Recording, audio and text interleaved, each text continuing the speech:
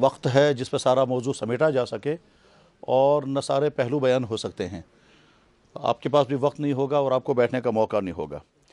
حضرات گرامی، دنیا میں انسان اپنی زندگی گزارنے کے لیے روزگار کمانے کا محتاج ہے. کاشر پیٹ ونو اوز کو گس کینت کی آسن، چاہے وہ بزنس کرے، چاہے جاب کرے، چاہے ملازمت کرے، چاہے مزدوری کرے، چاہے انڈسٹری چلائے، چاہے چیزیں بنا کر بیچے، بہرحال کچھ نہ کچھ چاہیے اور اس کے بغیر انسان زندگی نہیں گزار سکتا. دنیا میں رہنے کے لیے انسان کو پیسہ چاہیے تاکہ کھانا پینا، کپڑا، مکان، جو ضروریات ہیں وہ پوری ہوں، اور پیسہ چاہیے تاکہ آگے چل کر کے پھر فضولیات بھی پوری ہوں. تو اس لیے کمائی بھی ضروری ہے، کمائے بغیر انسان رہ نہیں سکتا. کمانے میں جو خرابیاں ہو سکتی ہیں یا ہوا کرتی ہیں، ان میں سب سے بدتر خرابی یہ ہے کہ آدمی اس کی پرواہ نہ کرے میں جو کما رہا ہوں یہ حلال ہے کہ حرام. جناب رسول اکرم صلی اللہ علیہ وسلم نے جو پیشن گوئیاں کی ہیں وہ پیشن گوئیاں اصل میں وارننگ ہے، آئندہ ایسا ایسا ہوگا. ان کو ہم کہتے ہیں پیشن گوئی، اصل میں وارننگ ہے، انتباہ ہے، جو ایسا نہیں ہونا چاہیے مگر ہو جائے گا. وہ جو پیشن گوئیاں ہیں وہ کئی پہلو سے بڑی اہم ہیں. ایک پہلو تو اس کا یہ ہے کہ اللہ کے نبی علیہ الصلوۃ والسلام 1500 سال پہلے وہ بات ارشاد فرما رہے ہیں جس کے ہونے کا دور دور بھی شائبہ اس وقت نہیں ہے، اور آئندہ وہ ہونے والی ہے، اور آپ فرما رہے ہیں ایسا ہوگا. اس میں بعض باتیں ایسی بھی ہیں کہ جس کے واقع ہونے کا تو تصور بھی نہیں ہو سکتا تو اس وقت کیسا ہوگا، مگر اس کو حضور نے فرمایا اور وہ پوری ہو رہی ہے. مثلا اللہ کے نبی نے فرمایا ایک وقت آئے گا مرد مردوں کے ساتھ نکاح کریں گے، عورتیں عورتوں کے ساتھ نکاح کریں گی. اس وقت دنیا میں کہیں نہیں تھا یہ، اور عقل اس کو قبول بھی نہیں کر سکتی کہ جو نیچر کے بھی خلاف ہے، جو جانور نہیں کر سکتے وہ انسان کیوں کریں گے. اس سے پہلے ایک قوم گزر چکی تھی، قوم لوط، ان کے اندر یہ جرم تھا، مگر جس وقت اللہ کے نبی نے یہ بات ارشاد فرمائی اس وقت دنیا کی کسی قوم کے اندر اس طرح کا کوئی جرم نہیں تھا. اس وقت آپ نے فرمایا ایک وقت ایسا آئے گا یہ ہوگا، آج کے ساری دنیا دیکھ رہی ہے. اب گےازم اور لیسبینزم اور کیا کیا ہوا.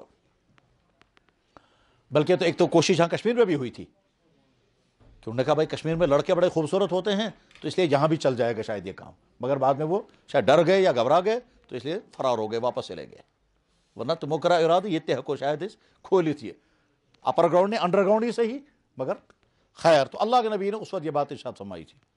یا مثلا اللہ کے نبی نے ارشاد فرمایا کہ آدمی مارا جائے گا، اس کو پتہ ہی نہیں ہوگا میں کیوں مارا گیا، اور مارنے والے کو بھی پتہ نہیں ہوگا میں نے اس کو کیوں مارا. لا یدری القاتل فیما قتل ولا یدری المقتول فیما قتل. مارنے والے کو پتہ نہیں اس کا جرم کیا تھا، اور مرنے والے کو پتہ نہیں ہوگا اس وقت دنیا میں. ٹھیک، مطلب ایک قوم پہ جنگ ہو رہی ہے، ان کو پتہ ہی نہیں بھائی ہمارے ساتھ جنگ کس بات پر ہے. خیر، انہی میں سے ایک بات آپ نے یہ ارشاد فرمائی کہ وقت آئے گا ہر آدمی کوشش کرے گا مال میرے پاس آئے، حلال آئے کہ حرام آئے اس کی پرواہ نہیں ہوگی. بس پونس گوس یون حلال آئستن یا حرام تاچن سانو اس میں نہیں ہے. سیاتی علی الناس زمان لا یبالی المرء ما اخذ منہ.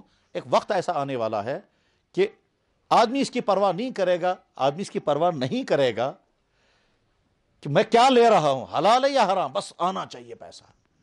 چنانچہ اس وقت کی جو ہمارے سماج کی صورتحال ہے وہ اس کے بالکل قریب ہے کہ سارے نہیں تو ہمارے سماج کا بہت بڑا طبقہ بس اسی ذہنیت کے ساتھ اس وقت پیسہ کما رہا ہے. حلال ہے یا حرام تیچن میں سانون پیسہ آنا چاہیے. چاچا میں دکھاتا ہوں چند شعبہ زندگی میں.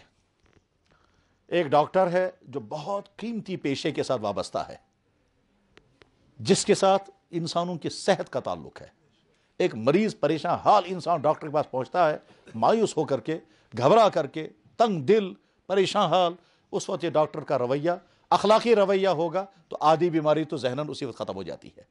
پھر اس کے بعد یہ مریض اپنے آپ کو ڈاکٹر کے حوالے کر دیتا ہے. اب یہ ڈاکٹر اس کے لیے رحمت بھی بن سکتا ہے اور خدا بچائے اور نہ جانے کیا کیا ہو سکتا ہے.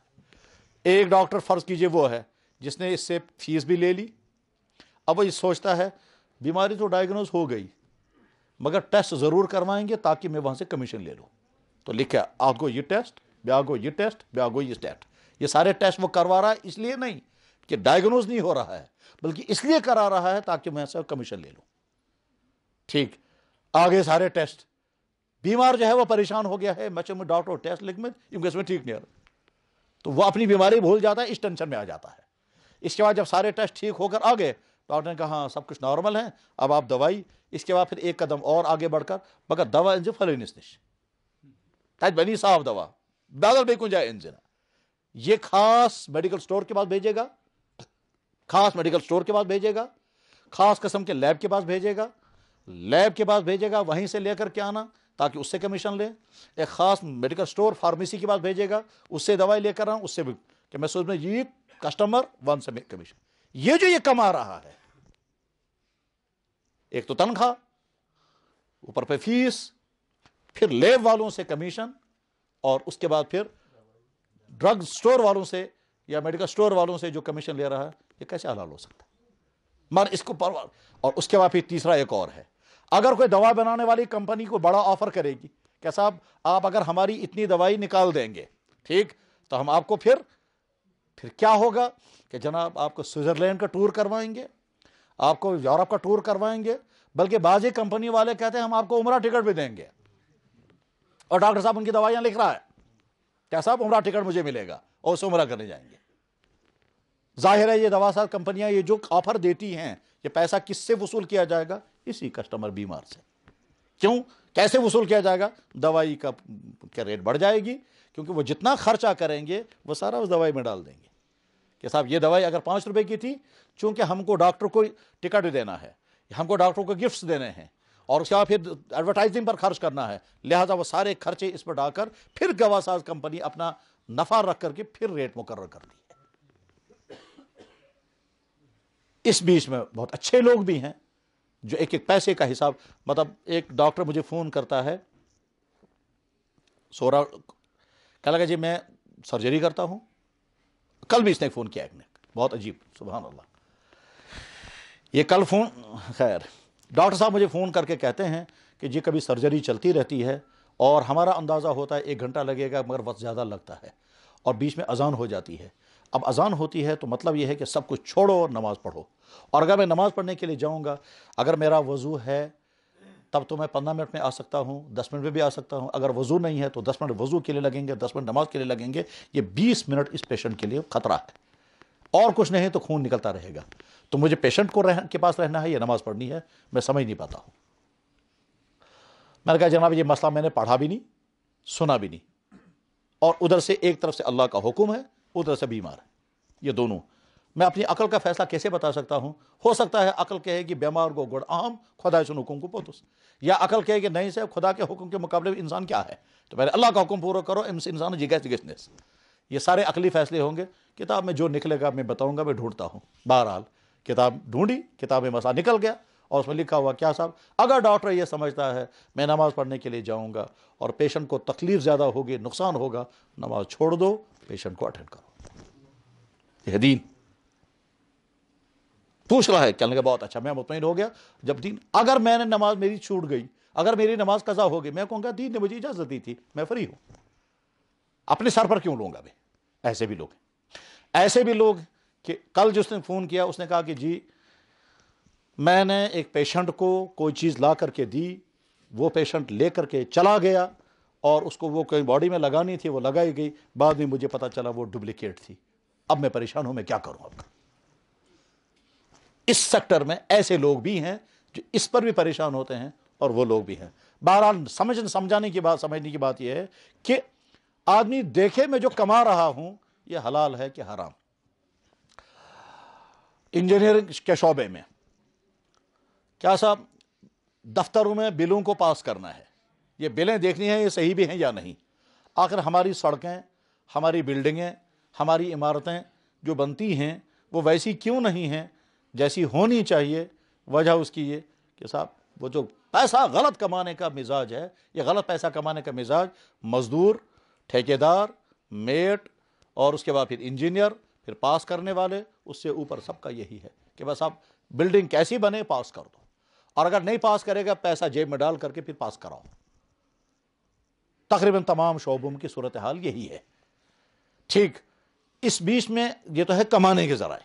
कमाने के ज़राए में से एक वो भी है, क्या साहब, कितने लोग यहाँ हैं जिनको अच्छी खासी सैलरी है, वो रखेंगे बैंक में और वहाँ बैंक से जो इंटरेस्ट आता है उससे अपना घर चलाते हैं, तो खा रहे हैं सूद, और वो पैसा वहीं मौजूद रहेगा। बाद ये मर जाएंगे, उनका हलाल पैसा खाएगी उनकी औलाद, और ये हराम खा खा करके मर रहे हैं। पहुंच था बैंकस मज, वहां जो इंटरेस्ट आ रहा है उससे तो घर चला रहे हैं, उससे बच्चों को पढ़ा रहे हैं, और जो असल हलाल कमाई है वो बैंक में बंद है, वो बंद रहेगी। और उसके बाद फिर जब ये मर जाएंगे तो उसके बाद फिर बच्चे वो तो तकसीम कर लेंगे, और जिसकी कमाई थी वो हराम खाकर दुनिया से चला गया, सूद खा करके।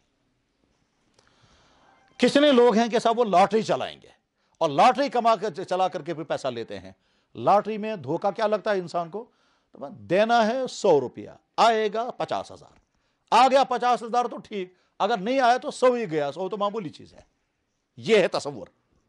लॉटरी में होता क्या है, सोचने वाला सोचता है मैं टिकट लूंगा 100 का या 200 का, मैं टिकट लूंगा 100 का या 200 का, अगर आ गया तो आएगा पहला इनाम 1 लाख का, दूसरा इनाम 50,000 का, तीसरा इनाम मसलन 30,000 का। अगर आ गया पहला तो वाह वाह 200 पर 1 लाख, और अगर आ गया दूसरा तो कम से कम 200 रुपए पर 80,000 या 50,000, और अगर आ गया तीसरा इनाम तो फिर 200 पर मुझे मिल गया 30,000। अगर कुछ भी नहीं आया तो 200 गया, ज्यादा क्या गया। यह है तस्वुर। इस बुनियाद पर टिकट आदमी लेगा। अब अगर आया पहला इनाम तो वो भी हराम, आया दूसरा वो भी हराम, आया तीसरा वो भी हराम, और अगर इनाम आ गया तो इंसान खुश, क्या सर, खुदा इनको मैं रहम, उसको कहेगा खुदा ने मुझे रहम किया। ये लॉटरी वाले जनाब ऐसे तवाहुमात में चलते रहते हैं, क्या साहब, कभी नंबर ढूंढते हैं, क्या जिस पर नजर पड़ी दमन तेल में ऐसी नंबर अब था जो है तवाहुमा, जिस पर नजर पड़ गई वही, शायद खुद। यहां तक कि ऐसा भी है कि साहब तिलवानो पीर सबस का नंबर 1, जमाउद्दीन नजर पदीप का नंबर, क्या साहब मौली, ये सब तवाहुमात हैं। सवाल लॉटरी के जरिए से कमाया जाने वाला पैसा हराम। या अय्युहल्लज़ीना आमनू इन्नमल खम्र वल मैसिर वल अंसाब वल अज़लाम रिज्स मिन अमल शैतान, ये सब शैतानी काम है, नापाक हैं। इसी तरह से ड्रग्स बेच कर पैसा कमाना, शराब बेच करके पैसा कमाना, लॉटरियों के जरिए से पैसा कमाना, सूद का पैसा, ये सब इस्लाम ने हराम किए हैं। मगर इस वक्त का हमारा मिजाज ये है, परवाह ही नहीं है, ये सब आना चाहिए, फिलहाल बनियो रोजगार तो बना, हलाल और हराम सोचो बोतुस। यदि मिजाज ये है, हलाल और हराम बाद में देखेंगे, फिलहाल रोजगार बन गया। मेरे पास एक साहब आए, कहने लगा जी मैं बाहर एक इदारे में ड्यूटी दे रहा हूँ, वहाँ रोज़ाना सुबह मुझे वहाँ की प्रार्थना सभा में बैठना पड़ता है और वहाँ मूर्ति के सामने झुकना पड़ता है, और उसके बाद फिर यहाँ टीका लगता है, और फिर वहाँ कुछ खाने को देते हैं, उसको कहते हैं तुबरुख, प्रसाद, ठीक, और ड्यूटी दे रहा हूँ मैं वहाँ। मैंने कहा तो ईमान ख़त्म हो रहा है आपका। कह लगे घर वालों से मैंने कहा था, घर वालों ने कहा कहीं बड़ी मुश्किलों से रोजगार मिल गया, से दीन मंज दीन मंज वैसे चाइनी का तो दीन रोदमुत, अब क्या दीन तुम्हारे लिए रह गया। कहता है मैं छोड़ भी नहीं सकता, छोड़ूंगा तो घर वाले यहाँ रहने नहीं देंगे, और करूंगा तो वहाँ ये सब करना है, क्योंकि इदारा ऐसे लोगों का है। इदारा इसी तरह की सोसाइटी में है, इसी तरह की कम्युनिटी में है जहाँ ये सारे करने हैं, ठीक। अब जब हम उसे बताते हैं जिस जगह तुम्हारा ईमान खत्म हो रहा है वहां तुम्हें छोड़ देना चाहिए, मगर घर वाले कहते हैं तेलीजी नहीं और यहां आना ही नहीं बाद में वापस। खैर टॉपिक हमारा वो नहीं, टॉपिक ये है कि हराम के जरिए से पैसा कमाने का रुझान इतना फैल गया है कि जनाब वाला मस्जिद में झगड़ा हो गया, पहली वाली कमेटी कहती है, आज की कमेटी पहली वाली कमेटी से कहते हैं हिसाब, पहली वाली कमेटी हिसाब नहीं दे रही क्योंकि पैसे का खुर्द बुर्द हुआ है, वो खा गए हैं वो मस्जिद कमेटी वाले। जनाब एक शख्स रसीद लेकर फिर रहा है, फलें जाए चो मदरसा है ही नहीं, वो पैसा लेकर के जेब में रख रहा है। कश्मीर के बाहर का एक आदमी यहां श्रीनगर आया और कॉन्ट्रैक्ट करके एक यतीम खाने वाले से पूछा, तो कहता है यतीम खान जनाब बुजमान आजाद। ये जो कश्मीर से बाहर होते हैं उनको बड़ी फिक्र रहती है, कश्मीर में जुल्म है, परेशानियां हैं, हड़तालें हैं, रोजगार नहीं है, तकलीफें हैं, तो दर्द रहता है अपनी कश्मीरी होने का। इसे जब आते हैं तो ढूंढते रहते हैं क्या क्या हालात है, चंदे भी करते हैं, मदद भी करने की कोशिश करते हैं। तो बहरहाल वो शख्स उससे पूछता है कि तो क्या यतीम खान जनाब बुद्धिमान आजाद, बिल्कुल ठीक। अब आ गया वो اس نے سوچا یہ یتیم خانہ تو ہے مگر یتیم بچے ہیں ہی نہیں، اب کیا دکھاؤں گا اس کو؟ اس نے کہا جناب بکرما تو یور فون پاتی جو گیا وہ کہیں اور، وہاں سے وہ یتیم بچے لائے، تو نے اس کا راج دعوت لے آئے یتیم بچوں کو ایک جگہ، ان کو کھانے پر بٹھایا، بچوں کو بہت اچھے قسم کا کھانا، ہر ایک بچے کے سامنے کیلا ہے، سنگترا ہے اور دہی کا ڈبہ ہے اور کھانا ہے، گوشت کا پیس بھی ہے، ٹھیک ہے، اور اس وقت ان کو فون کیا والصدی نظر، اب وہ آیا وہ دیکھا ہاں بچے ہیں، آپ کہاں کے ہو بیٹا؟ جی کپواڑہ کا، تم کہاں کے ہو؟ جی فلاں کے، سب یتیم، بہت اچھا، خوش ہو گیا، ہاں واقعی یتیم بچے ہیں، ٹھیک ہے، اس کے بعد اس نے چیک لکھا اور دیا ان کو، بچے پہنچائے وہاں، چیک رکھا جی۔ میرے بھائیو اچھی طرح سے نظر کرنی چاہیے، جہاں میں کما رہا ہوں وہ حلال ہے کہ نہ حرام۔ اس وقت یہاں کے دفتروں میں جو کرپشن کا ظلم ہے اس کی حدیں آسمان کو چھو رہی ہیں، بلکہ شاید اب ہمارا یہاں کا نمبر کون سا ہوگا یہ تو یہیں کے لوگ بتا سکتے ہیں، لیکن دفتر میں پھنس کے بعد انسان کہتا ہے بکا مصیبت میں پھنسے ہو، میں قوم ہی دل کرنا، میں کر نہیں، چاہے محکمہ مال ہو، چاہے محکمہ پولیس ہو، حتیٰ کہ محکمہ صحت، یہاں تک کہ محکمہ تعلیم، جو خالص خدمت خلق کے ادارے تھے، ان خدمت خلق میں تعلیم اور صحت، وہاں ان شعبوں میں بھی پیسہ، یہ جو ہوس زر ہے، پیسہ کمانے کی ہوس، یہ رکنے والی کہیں نہیں ہے، یہ تو انسان ایک پہاڑ کھڑا کرے گا سونے کی۔ اللہ کے نبی علیہ السلام نے فرمایا کہ انسان کا حال یہ ہے اگر 2 وادیاں بھر کر اس کو سونا مل جائیں گی، تیسری کی وہ تلاش میں پھر رہے گا، اور وہ جمع کرتا جمع کر کے چھوڑ کے چلا جاتا ہے، رہتا وہ انسان کا اتنا ہی ہے جتنا کھایا اور پہن لیا، باقی سب اس کا ہے ہی نہیں، وہ جمع کرتا رہتا ہے اور پیچھے چھوڑ کر کے جاتا ہے۔ سمجھانے کا مقصد یہ ہے، قرآن صاف صاف اعلان کرتا ہے اے ایمان والو، ایک دوسرے کا مال حرام غلط طریقے سے مت کھاؤ، چنانچہ دکاندار اگر ایکسپائر مال بیچتا ہے قسمیں کھا کر، میرے پاس دکاندار آیا کہتا ہے جناب بڑا پریشانی اس مال اس خراب گومت مگر خدائن کر یاری خریدار بنیو، اچھا نا خدائن کر یاری، کیا سا مال اس خراب؟ وہ تمل لایا تھا وہ سڑا ہوا تھا، وہ سٹاک تھا جمع، اور سٹاک جمع تھا وہ سڑ رہا تھا، اس میں شاید کیڑے پڑ گئے تھے، بیچارہ دور دراز کسی گاؤں کا کوئی بڑا دکاندار مل گیا، اسے پورا ٹرک خرید لیا، اب وہ جا کر وہاں جب بیچے گا وہ عوام کو کیا دے گا؟ حرام تھا۔ جناب ایک آدمی میوہ بیچ رہا ہے، بہت اچھا، جس طرح کا آپ کا میوہ ہے وہی میوہ کر بیچیں، اب آپ نے پیٹی بھری، پیٹی کے نیچے جو ہیں وہ 4th کلاس 3rd کلاس اور 2nd کلاس ہے، اوپر سے 1 کلاس ہے، بس لیکن لیبل تھا 1 کلاس کشمیری سیب، تو 1 کلاس کشمیری سیب نیچے ہے ہی نہیں، نیچے کچھ اور ہے۔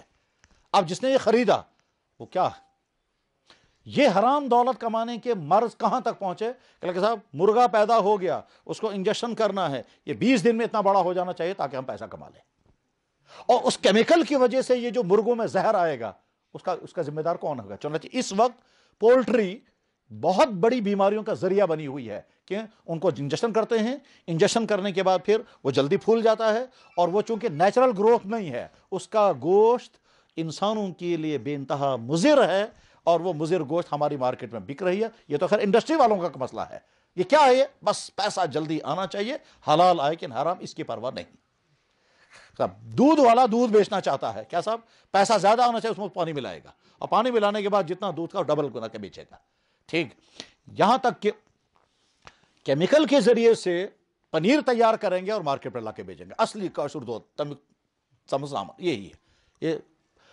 یہاں تک کہ انسان اپنے آپ کو نقصان پہنچاتے ہیں۔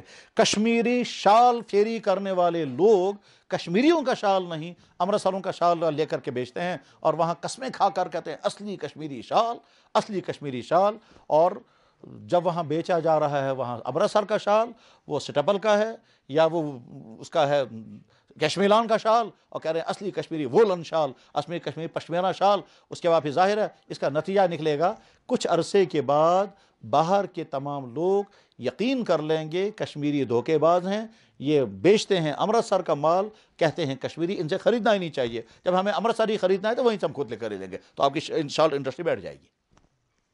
ہزاروں لوگ اس کے ساتھ وابستہ ہیں، میں نے ایک دفعہ معلومات کی، تمام 15 کمیونٹیاں شال کے ساتھ جڑی ہوئی ہیں، اس میں رنگ ساز بھی ہیں، اس میں وہ ٹپ لگانے والے بھی ہیں، پریس کرنے والے ہیں، اور دھلائی کرنے والے دھوبی بھی ہیں، 15 طبقے اس کے ساتھ جڑے ہوئے ہیں، اور ایک یہ ہمارا رویہ جو ہے حرام کمانے کا رویہ اس کو تباہ کر دے گا۔ بہرحال کہنے کا منشا یہ ہے جہاں سے ہمارے پاس آمدنی آ رہی ہے اس آمدنی کو دیکھیں وہ حلال ہے کہ حرام. حرام آمدنیوں کی ایک قسم یہ بھی ہے کسی سے کام کرایا پیسہ نہیں دیا, یہ پیسہ جو ہم نے بچایا یہ حرام ہے.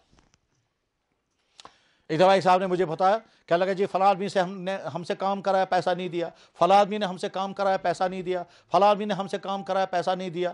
اتفاق سے اسی دن ہم سبق پڑھا رہے تھے تو بخاری شریف میں حدیث نکل گئی. کیا؟ اللہ کے نبی علیہ السلام نے فرمایا جس نے دوسرے سے کام کرایا اور پیسہ نہیں دیا, قیامت کے دن میں اس کی طرف سے کھڑا ہو جاؤں گا کہ یا اللہ اس نے اس سے کام کرایا تھا پیسہ نہیں دیا ہے. میں نے کہا تمہارے لیے بڑی بشارت ہے کہ قیامت کے دن تو اللہ کے نبی تمہاری طرف سے کھڑے ہونے والے ہیں اور اس سے وصول کریں گے. یعنی حضور نے فرمایا مزدور کی مزدوری اس کا پسینہ خشک ہونے سے پہلے پہلے ادا کر دو, اور پہلے تو کام کرائیں گے پچیس ہفنامہ. وہ بیچارہ تنگ آ کر کہتا ہے دبن ہے بن گئی چیت پونسم بچن, جب چکر پر چکر کاٹتا رہے گا اور پیسہ نہیں دیں گے. اسی میں ایک طریقہ یہ بھی ہے کہ صاحب کسی کا قرضہ ہمارے پاس ہے, پیسہ موجود ہے پھر بھی نہیں دیں گے اور لٹکا کر کے رکھیں گے, یہ بھی صحیح. فرمایا اللہ کے نبی علیہ السلام نے مطل الغنی یہ ظلم, جس کو پیسہ ادا کرنے کی گنجائش ہو پھر بھی ادا نہ کرے یہ ظلم ہے. یہ ظلم.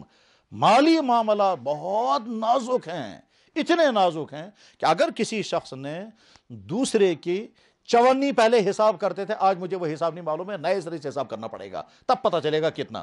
اللہ کے نبی علیہ السلام نے جو فرمایا جس نے دوسرے کا اتنا مال کھایا تو قیامت کے دن اس مال کے بدلے میں اس کو 500 نمازیں دینی پڑیں گی. وہ مال پہلے بنتا تھا 4 آنے, آج بنے گا 1 روپیہ, زیادہ زیادہ 5 روپیہ. تو جس نے دوسرے کا 5 روپیہ تقریباً, میں ایکچوئل حساب نہیں بتا سکتا, وہ حساب نیا سرے سے کرنا پڑے گا تب پتہ چلے گا جس نے دوسرے کا اتنا معمولی کتنا 5 روپیہ دوسرے کا کھایا, قیامت کے دن اس کو 500 نمازیں دینی پڑیں گی, اور ایک حدیث میں 700 نمازیں ہیں. اس میں عجیب عجیب کردار سامنے آتے ہیں. بعضے کردار ایسے آتے ہیں فراڈ کرنے کے, دھوکہ دینے کے اور حرام ذریعے سے پیسہ کمانے کے, آدمی حیران ہوتا ہے. اور بعضے کردار ایسے آتے ہیں حرام سے بچنے کے, آدمی اس میں بھی حیران ہوتا ہے کہ ایسے ہیرے بھی یہاں پائے جاتے ہیں کہ جو اس طرح سے پیسے سے. تب 1.5 مہینہ پہلے کی بات ہے, مجھے ایک لڑکا کوئی فون کرتے ہیں, کہنے لگا بہت شو لال چوکس مز بس کیا محسوس ہے دپان یہ ہے شو سیسن پیومت نہ ہاں اس وقت وہ 1000 روپے چل رہا تھا پرانا والا. کہنے لگا یہاں 1000 روپیہ ہے, آپ مجھے بتاؤ مجھے اٹھانا ہے یا نہیں اٹھانا ہے. یہ پوچھتا ہے میں اٹھاؤں یا نہ اٹھاؤں, اگر اٹھاؤں تو نیت کیا کرو سے چوانا دپان میں شو بوزمت اگر کنس انسان تل پہ تک پن 1,000 روپیہ تراؤن پہ خیرات کرن تو بہ میں دپس ہاں یہ تو مسئلہ غلط ہے جو کشمیری کہتے ہیں اگر پیسہ اٹھایا تو ڈبل کر کے صدقہ, یہ تو غلط ہے. البتہ تم اب دیکھیے وہ پوچھ رہا ہے, میں نے کہا تم اٹھاؤ نیت یہ کرو کہ جس کا یہ پیسہ ہے میں اس تک پہنچانے کی کوشش کروں گا, اس نیت سے میں اٹھاتا ہوں. بہت اچھا. اگر اس نے یہ نیت نہیں کی فی الحال بنیوں میں سیشن ٹھیک طول ہے, آگے چل کر اگر یہ مالک کو دے بھی دیا تب بھی گناہ ہو گیا, کیونکہ تم نے اٹھایا تھا اپنی نیت سے, چوری کی نیت سے اٹھایا تو گناہ ہو گیا اس کا. کس کا؟ تمہارا اٹھانے کا جو تصور تھا وہ صحیح نہیں تھا, انٹینشن صحیح نہیں تھا, ارادہ فی الحال بنیو تو اپنے لیے اٹھایا ہے. یہ اپنے لیے اٹھانا جبکہ تمہارا نہیں تھا, تمہارے لیے حرام تھا یہ, پھر اپنے لیے اٹھانے کی نیت سے تم نے اٹھا لیا, نیت کا گناہ ہو گیا. بعد میں تم نے مالک تک پہنچا دیا, بہت اچھی بات ہے, لیکن وہاں تو بچ گئے, وہاں تو گناہ ہو گیا. اس لیے نیت سے ہی کرو, پہلے مالک کو پہنچاؤں گا یا شریعت سے پوچھوں گا, 2 میں سے 1. اٹھایا پیسہ ٹھیک, میں نے کہا پھر بعد میں فون کرنا. کچھ عرصے کے بعد فون کر کے کہتا ہے تم پونس ایسا میں تل میں تات کیا میں کروں میں بس کوتا کال گو رہتا تقریباً کن کا. میں نے ان سے پوچھا, نام بھی بتایا اس نے بتایا تو کچھ محمد ہارون بتایا اس نے. میں نے کہا 1-1.5 مہینہ ہو گیا کہ جی ہو گیا. میں نے کہا کتابوں میں یہ لکھا ہوا ہے جب اتنی رقم ہو تو اتنے عرصے تک اناؤنس کرتے رہو, لیکن لال چوک ایسی جگہ ہے وہاں اناؤنس کس کے سامنے کریں گے, وہ تو ہر وقت سیلاب انسانوں کا آ رہا ہے اور جا رہا ہے, یہ تو اناؤنس وہاں کرنا ہے جہاں لوگ محلے میں. لیکن بہرحال تم دائیں بائیں انتظار کرتے رہو, اگر تم آتا ہے مالک تو ٹھیک ہے, نہیں آتا ہے تو بس اس کے بعد پھر حکم کیا ہے, اس پیسے کو غریب کے حوالے کر دو, یہ نیت کر کے خدا یہ جس کا پیسہ ہے میں اس کی طرف سے صدقہ کر رہا ہوں, میں اس کی طرف سے ایجنٹ بن کر کے اس کا پیسہ خیرات کر رہا ہوں, اور تمہیں ثواب ملے گا خیرات دینے کا. اس کے بعد ذہن میں رکھو, اگر کبھی مالک آ گیا اور اس نے بتایا کہ میرا اس طرح کا نوٹ تھا اور یقین ہو گیا کہ واقعی اسی کا ہے, تو وہ پیسہ تمہیں بتانا پڑے گا کہ جناب وہ پیسہ تمہارا میں نے خیرات کر دیا ہے اور اگر وہ تسلیم کرے گا تو ٹھیک، اور اگر تسلیم نہیں کرے گا، اگر وہ تسلیم نہیں کرے گا تو پھر آپ کو اپنی جیب سے اس کو 1000 دینا پڑے گا، اس 1000 کا صدقہ آپ کے نام پر آ جائے گا۔ انہوں نے کہا بہت اچھا، ٹھیک۔ تو کیا ایک ایک پوائنٹ پوچھ رہے ہیں۔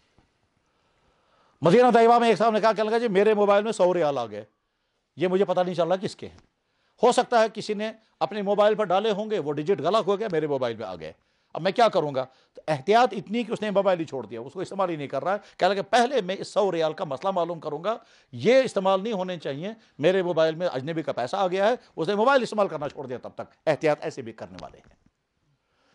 میں اس سے پہلے بھی کئی جگہ سنا چکا ہوں کہ ایک لڑکے نے مجھے فون پر کہا، کہنے لگا جی میں نے سنڈے مارکیٹ سے جیکٹ خریدا تھا، اور جب گھر آ کر دیکھا تو اس میں مجھے $2000 نکلے، مجھے یہ بتائیں یہ $2000 میرے لیے حلال ہے کہ حرام ہے؟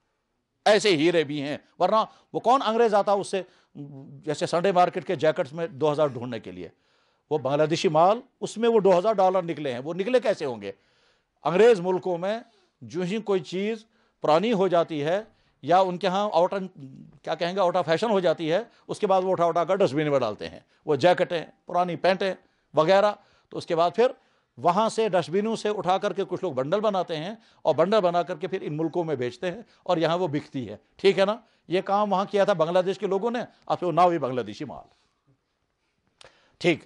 وہی اب کسی نے اپنے کمرے سے جیکٹ اٹھائی ہوگی، جیبوں میں ٹھیک طرح سے نظر نہیں دی، یا اندر والی جیب میں کچھ رہ گیا ہوگا، ہم کو بھی کبھی غلطی ہو جاتی ہے، جیب میں پیسہ رہ گیا، وہ واشنگ مشین میں چلا گیا، جناب جیب میں کاغذ رہ گیا، واشنگ مشین میں چلا گیا، ٹھیک ہوتا ہے ہم سے بھی۔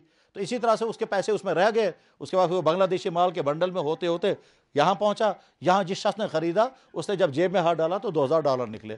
تو میں نے اس کو مبارکباد دی، میں نے کہا چلو مبارک ہے تمہارے جذبے کو، جس جذبے کی بنا پر تم یہ پوچھ رہے ہو یہ میرے لیے حلال ہے کہ حرام۔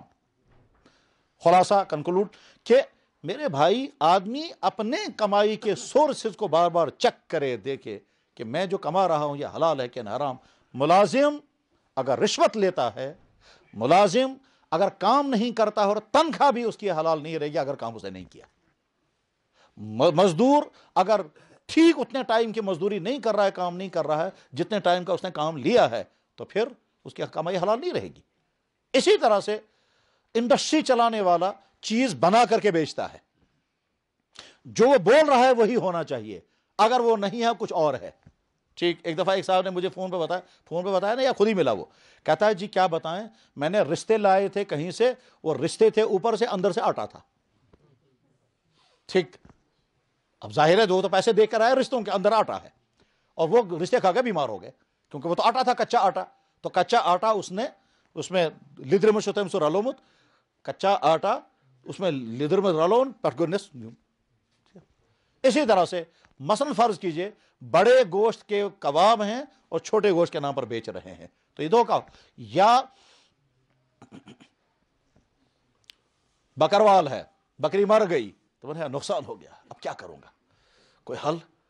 حل تو ہے آسان، اگر دین نہ ہو تو پھر حل آسان ہے، گردن کاٹی، کھال نکالی، اور کسی پوج کو جا کر کہا وان سے کوتا دیکھ، ٹھیک، اس نے لا کر کے اس کے حوالے کر دی، اس نے جو پیسہ کمایا وہ بھی حرام، اور یہ جو کسائی جس کو معلوم ہے کہ مری ہوئی بکری ہے اور اسی کب گوشت بیچ رہا ہے، یہ بھی حرام۔